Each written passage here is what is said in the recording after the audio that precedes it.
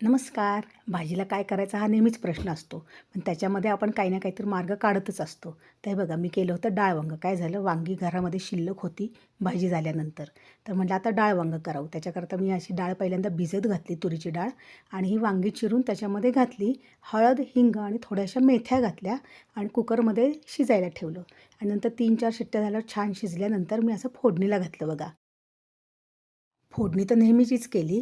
तेलामध्ये जिरे, मोहरी, हिंग घातला आणि आवर्जून मेथ्या परत थोड्या घातल्या, कारण का मेथ्यानी या डाळ वांग्याला खूप छान चव येते. आणि नंतर मी कढीपत्ता घातला भरपूर आणि ही जी डाळ होती ना शिजलेली, ती मी थोडीशीच घोटून घातली, फार नाही घातली, त्याचा गाळ नाही केलेला.